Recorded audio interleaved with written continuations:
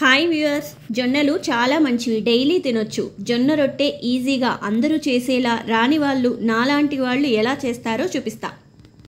యాక్చువల్గా జొన్న రొట్టె చేయటం రాని వాళ్ళు బయట రోడ్ సైడ్ చేసే వాళ్ళ దగ్గర కొంటాం కదా. నాకు ఈ మధ్య తెలిసింది వాళ్ళు జొన్న పిండి ఆడించేటప్పుడు గ్రైండ్ చేసేటప్పుడు రేషన్ బియ్యం, దొడ్డు బియ్యం కలుపుతారని. సో రొట్టె వేడిగా ఉన్నప్పుడు మెత్తగా ఉంది, కానీ చల్లారాక గట్టిపడుతుంది. అది నేను గమనించాను. అందుకే ఇంట్లో కాస్త ఓపిక చేసుకొని ఈ జొన్న రొట్టెలు చేసుకుంటే మంచిది. ఈ జొన్నల్లో ఫైబర్, ప్రోటీన్ ఎక్కువగా ఉంటాయి. డయాబెటీస్ వాళ్ళకి, హార్ట్ పేషెంట్స్కి చాలా మంచిది. గ్లూటెన్ ఉండదు కాబట్టి ఎవరైనా తినొచ్చు. మంచి కూలింగ్ ఏజెంట్, బాడీలో వేడి తగ్గిస్తుంది. అండ్ చాలా బెనిఫిట్స్ జొన్నల వల్ల ఉంటాయి. ముందు ఒక గ్లాస్ జొన్న పిండికి ఒక గ్లాస్ వాటర్ గిన్నెలో వేసుకొని మరిగించుకోవాలి. మరిగేటప్పుడు కాస్త ఉప్పు వేసుకోవాలి. ఇలా రోలింగ్ బాయిల్ అయ్యేటప్పుడు పిండి కలుపుకొని ఉప్పుకోవాలి.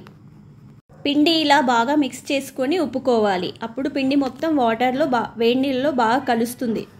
ఇలా ఉప్పుకున్న పిండిని కాస్త చల్లారాక ఉండలు లేకుండా కలుపుకొని కాస్త వాటర్ చల్లుకొని బాగా పిసుకోవాలి. జొన్న రొట్టె, మక్క రొట్టె ఇలాంటి వాటి రొట్టెలకి చాలా బాగా నీట్ చేసుకోవాలి. ఎంత బాగా పిసుకుంటే, ఎంత బాగా నీట్ చేస్తే అంత బాగా రొట్టె చేయటం ఈజీ అవుతుంది. ఇలా ఒక చుక్క ఆయిల్ కూడా వేసుకొని మళ్ళీ కాస్త నీట్ చేసుకోవాలి. నాకు అందరూ చేసేలా జొన్న రొట్టె చేయటం రాదు కాబట్టి నేను పూరీ ప్రెస్ యూస్ చేస్తున్నా. మీరు కూడా పూరీ ప్రెస్, బిళ్ళల ప్రెస్ని ఇలా యూస్ చేయొచ్చు. ఇలా పిండిని చిన్న లెమన్ సైజ్ బాల్ తీసుకొని పూరీ ప్రెస్లో ప్లాస్టిక్ పేపర్పై ఒక చుక్క నూనె రాసుకొని ప్రెస్ చేసి జొన్న రొట్టె చేసి ప్యాన్పై ఆయిల్ లేకుండానే రెండు సైడ్లు కాల్చుకోవాలి.